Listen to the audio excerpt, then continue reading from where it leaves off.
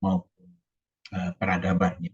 Nah, kita bisa melihat bahwa salah satu yang menjadikan bahasa ini sangat penting adalah berkaitan dengan media untuk berkomunikasi adalah menggunakan bahasa, ya. Nah, proses terbentuknya bahasa itu kalau kita lihat ya dalam beberapa eh, referensi ya, kita bisa melihat bahwa ada beberapa hal yang mengakibatkan bahasa ini kemudian muncul ya. Pada masa-masa awal kita bisa melihat bahwa awalnya manusia menggunakan gambar yang sederhana, dan kita bisa melihat itu antara lain dengan beberapa peradaban menggunakan gambar. Tapi bukan berarti bahwa mereka bahasanya pada masa itu adalah gambar dan simbol uh, untuk menyampaikan pesan dan informasi, karena memang kalau kita lihat ya, bahwa yang bisa membaca menggunakan simbol adalah waktu itu hieroglif ya. Hieroglif ini banyak ditemukan ketika pada masa itu manusia mulai bisa membaca huruf yang dipahat ya, atau huruf yang dicetak di batu. Itu adalah hieroglif ya, dan itu bisa mengetahui kebudayaan pada masa itu. Tapi bahasa mereka ternyata sudah tidak lagi ada karena sudah punah. Bahasa yang digunakan masyarakat Mesir kuno ya waktu itu adalah bahasa yang berkaitan dengan simbol-simbol atau gambar-gambar hieroglif tadi ya. Piktograf adalah representasi grafis dari objek, tindakan, atau konsep tertentu. Nah, ini juga kalau kita lihat di Indonesia, itu sebetulnya juga menjadi bahan kajian yang sangat menarik ya, khususnya berkaitan dengan uh, kebudayaan. Ya, kita bisa melihat bahwa di Indonesia ini sangat banyak budayanya, ya, sangat banyak bahasa juga ya. Nah, itu adalah berkaitan dengan uh, adanya huruf ya. Pada masa-masa awal kan tidak menggunakan huruf ya. Tapi apakah benar seperti itu? Karena memang ya, bisa jadi sumber-sumber yang seharusnya ada ya yang menyertai monumen, yang menyertai bangunan, ya bisa jadi ada pada masa itu. Cuma kita tidak mendapatkannya karena mungkin bahannya udah musnah. Ya.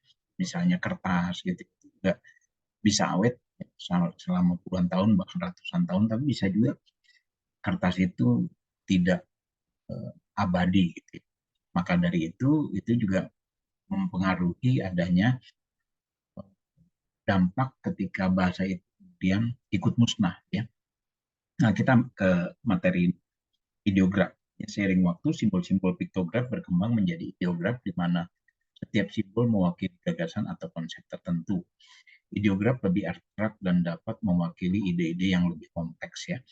Nah, tapi tentu saja kita bisa melihat bahwa kebudayaan di masa lalu itu sebetulnya lebih rumit dari sekedar hanya simbol, ya. Rumit dari sekedar hanya bangunan. Ya. Bekas-bekasnya sangat banyak. Kita bisa melihat bahwa kalau di Indonesia sangat banyak. Anda kalau ke tempat-tempat yang sangat historical ya, seperti Padang, ya, seperti Borobudur ya, dan beberapa bangunan megah lainnya yang dibuat oleh peradaban di masa lalu. Ya. Dan kalau diukur oleh radiokarbon, Gunung Padang itu jauh lebih tua dari seluruh piramid yang ada di seluruh dunia. Ya. Dan itu memang menakjubkan. Ya. Gunung Padang itu adalah gunung yang berada di Cianjur, yang berada di Jawa Barat, ya, dengan nama Gunung Padang. Ya. Padang itu sebetulnya kata ya, kata yang bermakna terang ya, dan itu banyak digunakan oleh masyarakat khususnya suku Jawa ya, Jawa Tengah, Jawa Timur itu mengenal kata Padang ya. Makanya ada lagu yang berjudul Padang Bulan atau Terang Bulan gitu ya. Bulan yang bersinar terang atau bulan purnama. Nah, itu adalah berasal dari, dan berarti yang menamakan Gunung Padang itu bisa jadi adalah masyarakat dari peradaban yang tua ya, Jadi bukan masyarakat baru-baru sekarang. Ya. Jadi kalau diukur ya, dari sisi geologi, pakar-pakar sudah menyatakan bahwa Gunung Padang itu ada pada masa 20 tahun yang lalu, ya, atau zaman ketika berakhirnya eh, abad zaman es. Ya. Pada masa berakhirnya zaman es, itulah peradaban yang sangat luar biasa itu. Ya. Dan katanya itu dibangun dalam waktu yang tidak sebentar, ya, tapi dibangun dalam waktu yang sangat lama. Ya. Jadi sangat lama itu berarti ribuan tahun. Ya. Karena ada juga batu-batu yang lebih muda, tapi intinya itu adalah bangunan yang memang tua di dunia yang ada, dan itu bisa mengubah mindset yang selama ini dikembangkan bahwa kita baru ada itu sekitar 10.000, ya, 5.000 sampai 10.000 tahun yang lalu, eh, peradaban manusia itu. Tapi sebetulnya ternyata tidak, gitu ya. Dari bukti bangunan Stonehenge atau bangunan yang jauh lebih tua lagi, ya, Göbekli Tepe, ya, dan di Machu Picchu, ya, dan banyak lagi, ya, bangunan-bangunan yang memang sangat menakjubkan budaya-budaya masa lalu. Sebetulnya bisa jadi mereka adalah masyarakat yang modern, ya, walaupun ada di masa lalu, dan gambarannya yang tidak tepat, ya, bahwa itu digambarkan sebagai masa purba, manusia yang pada masa itu adalah manusia purba, manusia yang belum berbudaya. Tapi kalau kita lihat peradabannya yang sangat luar biasa, namun kalau kita lihat di Gunung Padang itu, ya, selama ribuan tahun, bahkan puluhan ribu tahun, ya, bangunan itu eh, tidak musnah, gitu ya. Sementara bangunan-bangunan yang lainnya cenderung musnah. Ya, kalau kita lihat gempa di Cianjur saja waktu itu yang memusnahkan banyak tempat tinggal, memusnahkan banyak manusia dengan mudah, gitu ya, dalam waktu sekejap. Kadang tidak, karena dibangun dari batu-batu yang luar biasa, ya, batu raksasa. Kalau Anda ke sana mungkin Anda bisa mengangkat, gitu ya, maka tidak akan kuat, gitu ya. Walaupun batunya dalam ukuran yang tidak terlalu besar misalnya, karena memang dibutuhkan eh, budaya yang lebih modern dari sekedar yang dibayangkan, gitu ya. Pada masa itu tentu juga banyak menggunakan bahasa, ya, bahasa untuk menyampaikan pesan, tapi bahasanya mungkin sudah punah di masa sekarang, dan bisa jadi di masa itu juga sudah mengenal tulisan, gitu ya. Kita tidak bisa membuktikan karena memang eh, bekas-bekasnya sudah hilang, ya. Sudah mengenal tulisan, sudah mengenal tutur juga, ya, atau lisan, ya, itu juga sudah mengenal, tapi ternyata tidak sederhana, ya. Jadi kesepakatan di kalangan ilmuwan, ya. Tapi bukti itu menunjukkan bahwa kalau Anda mungkin lebih terbuka, gitu ya, kita lebih terbuka melihat kenyataan salah peradaban itu jauh dari sekedar peradaban yang dianggap primitif misalnya, ya. Kan kita gambarannya selalu kaitkan dengan manusia yang primitif, ya, manusia purba yang tidak mengenal uh, budayaan peradaban, ya. Tapi ternyata dengan bangunan yang sangat luar biasa itu, ya, yang ada di masa ribuan tahun yang lalu, termasuk yang ada di Indonesia ini, itu menunjukkan bahwa, membuktikan bahwa sebenarnya peradaban di masa lalu itu sangat biasa, ya, dan menakjubkan, ya.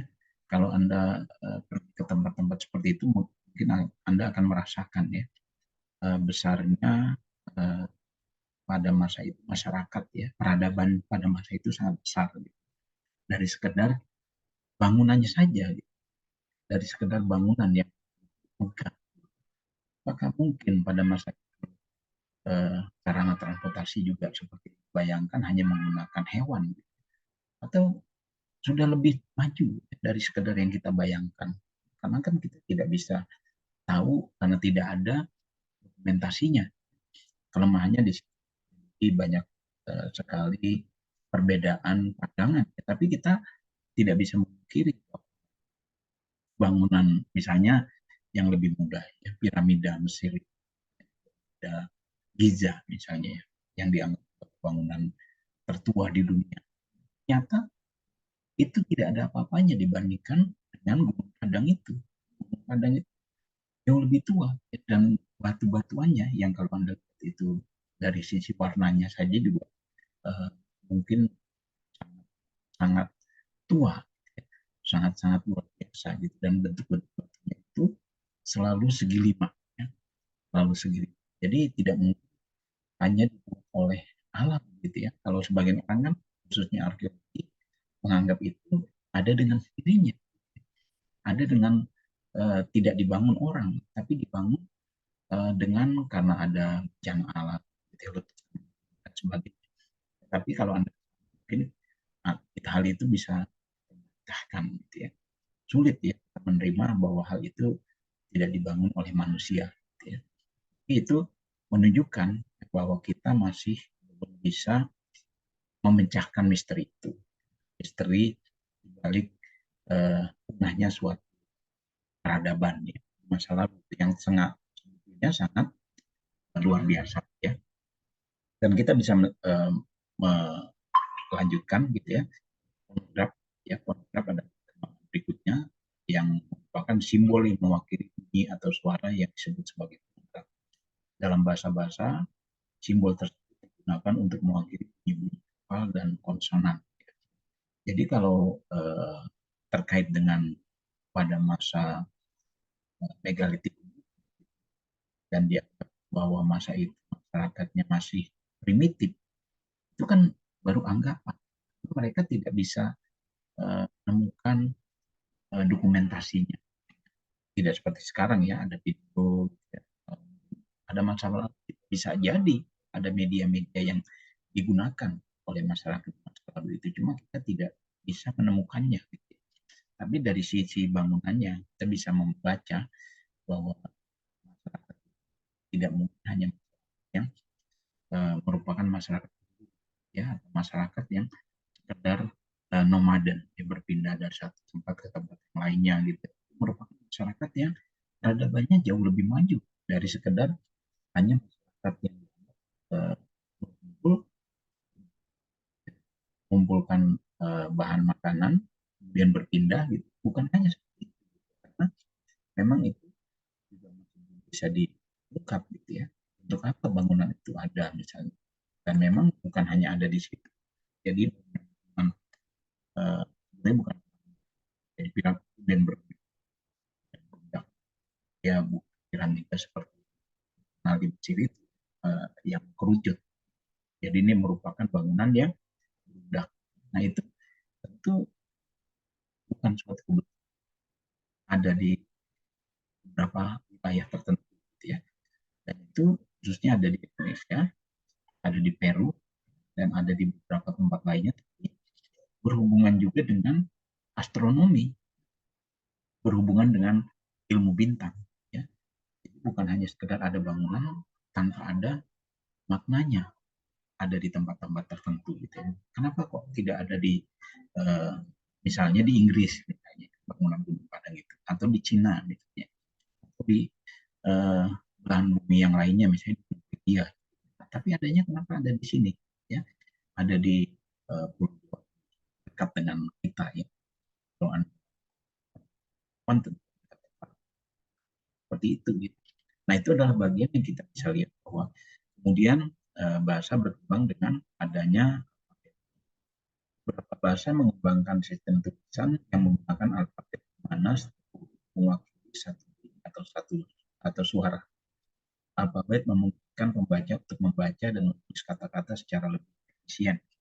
Nah memang dengan dikenalnya huruf, ya, itu kita bisa melihat bahwa masyarakat itu bisa lebih mudah, ya, untuk mengajarkan, lebih mudah juga untuk menangkap kan, gitu ya, karena adanya. Dan kita kalau masih bertahan hurufnya dengan huruf aksara Jawa, ya, atau yang disebut sebagai Sanskerta dulu, bisa jadi masyarakat kita juga lebih maju kan masyarakat Indonesia yang ada di masa sekarang. Karena kan kita tidak melihat bahwa apakah pada masa lalu itu kemudian masyarakatnya kurang gitu ya, kurang eh, bisa melakukan semacam upaya untuk lebih maju dibandingkan masyarakat sebelumnya gitu ya, karena memang ini di huruf Sanskerta itu, atau yang kalau pernah belajar bahasa daerah pasti pernah belajar dengan Toso, Mogo, dan seterusnya. Saya sendiri lupa gitu, karena belajarnya paling cuma 2 semester gitu ya, karena tidak ada di tempat itu. Jadi tidak terlalu ingat. Nah, itu adalah inti bahwa kalau kita menggunakan bahasa asli, kemungkinan kemajuan itu bisa lebih cepat dibandingkan kita menggunakan bahasa yang menggunakan Latin ini. Anda bisa melihat mengapa orang Jepang gitu ya, yang masih menggunakan aksara Jepang, kemudian bangsa Cina yang menggunakan Cina juga, kemudian ada bangsa eh, eh, bangsa lain ya, termasuk Rusia, ya, termasuk bangsa yang juga masih menggunakan bahasa aslinya, ya. Mereka bisa lebih modern, termasuk India. India masih menggunakan huruf mereka, ya. Jadi tidak mengubahnya dengan yang Latin, karena Latin ini sebenarnya berkaitan dengan uh, penaklukan penaklukan suatu bangsa, ya, seperti yang terjadi di Indonesia juga, ya. Sehingga kita menggunakan huruf Latin, tidak menggunakan uh, asli kita, bahasa Sanskerta. Dan kita bisa melihat di sini tugas dan tugas media budaya dan masyarakat, buatlah sebuah penelitian singkat, ya, penelitian yang dalam arti riset dengan dokumen, ya. Dengan dokumen itu maksudnya Anda bisa menggunakan sarana internet gitu ya, bisa menggunakan buku dan sebagainya terkait dengan media budaya masyarakat berkaitan dengan bahasa, ya. Jadi bahasa di sini kita juga akan memberikan setiap mahasiswa itu sesuai dengan daerahnya, ya. Misalnya mahasiswa yang berasal dari daerah Batak misalnya, ya. Nah, dia bisa menggunakan bahasa Batak gitu ya untuk tulisan ini maksudnya, ya. Atau dari Padang, ya, dia menggunakan bahasa Minang, ya. Atau dari Kalimantan dan seterusnya. Jadi sesuai dengan uh, asal mahasiswa gitu ya. Asal itu bukan berarti Anda harus, oh saya tidak pernah uh, apa namanya lahir misalnya di Jakarta gitu ya. Tapi bapak ibu Anda misalnya ada yang dari yang Jawa, ya, bapaknya dari Sunda misalnya, atau sebaliknya bapaknya dari Sumatera Utara, ibunya dari Manado misalnya, dan seterusnya. Jadi Anda bisa menggunakan itu sebagai bahasa yang kita maksud. Jadi bahasanya sesuaikan dengan bahasa daerah. Ya, daerah itu daerah orang tua, ya. Bisa ayah, ibu, gunakan seperti itu. Misalnya Anda ingin menganalisisnya adalah bahasa Jawa, ya. Bahasa Jawa yang dulu menggunakan Jawa gitu ya. Bahasa Sunda yang juga menggunakan huruf Sunda, ya, huruf Sunda itu sama ya, Sanskerta juga. Dan kemudian terjadi perubahan seperti yang kita bahas tadi, ya, dengan masuknya bangsa Eropa dan mengganti hurufnya dengan huruf Latin gitu ya. Nah, itu adalah bagian dari analisis Anda. Kemudian bangsa yang dipilih dan dianalisis adalah bangsa yang masih dan dikenal oleh masyarakat. Jadi yang dipilih itu artinya dikenal itu berarti masih ada, ya. Kayak bahasa Jawa, bahasa Batak, bahasa Minang, bahasa Manado, bahasa Kalimantan, Banjar, ya, bahasa Papua dan sebagainya, itu bisa Anda pakai. Bahkan tidak harus, ya. Kita jadi tadi pilihan, ya. Jadi Anda boleh bahasa daerahnya itu sesuai dengan daerah asal Anda, ya.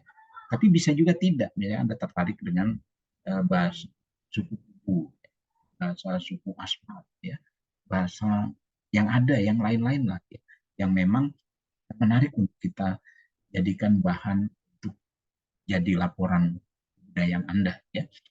alternatifnya adalah bahasa yang sudah punah atau tidak digunakan lagi oleh masyarakat. Kan banyak ya bahasa yang sudah punah itu, ya bahasa yang sudah tidak ada lagi gitu ya.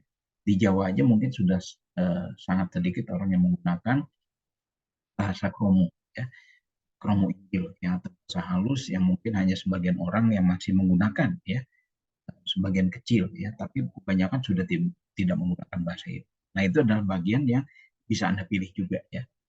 Nah, kemudian Anda menganalisisnya dengan apakah yang menyebabkan bahasa punah dan ada bahasa yang bertahan gitu. Bahasa yang masih bertahan sampai sekarang. Apakah karena itu berkaitan dengan kebudayaan yang kuat atau berkaitan dengan hal lain gitu ya. Kenapa ada bahasa yang punah gitu ya. Apa yang terjadi dengan bahasa itu? Kan masyarakat juga punah gitu ya. Seperti halnya bangsa Mesir kuno punah, bahasanya juga punah ya. Nah, itu menarik ya kalau Anda lihat di Mesir, bahasanya sudah tidak ada, tapi mereka bisa meninggalkan hieroglif ya, hieroglifik gitu. Ya, huruf-huruf yang katanya bukan huruf ya, tapi simbol ya, gambar-gambar yang kemudian bisa menjadi kalimat, bisa menjadi kata ya, bisa menjadi sebuah peristiwa gambar itu. Luar biasa ya yang bisa membaca hieroglif itu. Ya, itu baru dari satu satu fase kebudayaan, belum bahas kebudayaan lainnya yang mungkin tidak meninggalkan hal seperti yang ada di Mesir itu ya. Juga lebih sulit ya. Bahasa Aramaik misalnya ya, juga pusat ya. Bahasa Aramaik atau bahasa-bahasa yang masyarakat ya, yang kalau kita dengar belum pernah dengar ya, kata-kata seperti itu, tapi itu ternyata ada ya. Dan mungkin saja kalau kita menguasai bahasa itu, kita bisa lebih maju dibandingkan dengan yang terjadi, yang kita alami sekarang. Kalau misalnya kita kaitkan dengan itu ya, karena kan kita bisa mengaitkan itu dengan adanya kemajuan sebuah bangsa ya, karena ada kekuatan tadi ya. Kita bisa lihat dari fakta-fakta yang memang ada di depan kita, bisa kita temukan ya. Kemudian jawaban berupa penulisan laporan dan analisis oleh mahasiswa dengan menggunakan budaya media di CMS ya. Artinya Anda masih menggunakan laporan yang Anda tulis ya. Seperti kemarin ya, Anda menulis laporan itu, laporan kebudayaan, sekarang laporannya fokuskan terkait dengan bahasa ya. Jadi setiap mahasiswa menulis sendiri-sendiri laporannya ya, dalam bentuk tulisan ya, boleh Anda panjang ya, boleh juga singkat ya. Minimal ada 350 kata.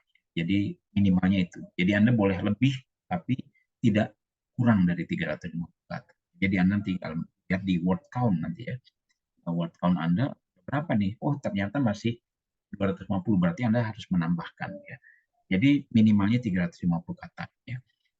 Jadi itu di luar judul ya. Jadi judul Anda tetap berikan seperti yang waktu itu Anda bikin ya, dan itu bisa menjadi portofolio ya setiap mahasiswa, kunjungan kebudayaan kemarin dan budaya terkait dengan bahasa ini. Itu juga menjadi portofolio setiap mahasiswa. Makanya kita berharap Anda menulisnya dengan seperti yang kemarin ya. Jadi mirip lah ya, agak-agak mirip seperti itu. Jadi Anda tidak menggunakan karya yang ada di buku atau di internet gitu ya, Anda menjiplak, bukan ya, tapi ini karya Anda, karya yang Anda pahami itu berkaitan dengan pemahaman Anda maksudnya. Jadi Anda memahami bahasa itu seperti apa, kenapa bahasa itu masih sudah punah misalnya ya. Nah, itu adalah bagian-bagian yang terpenting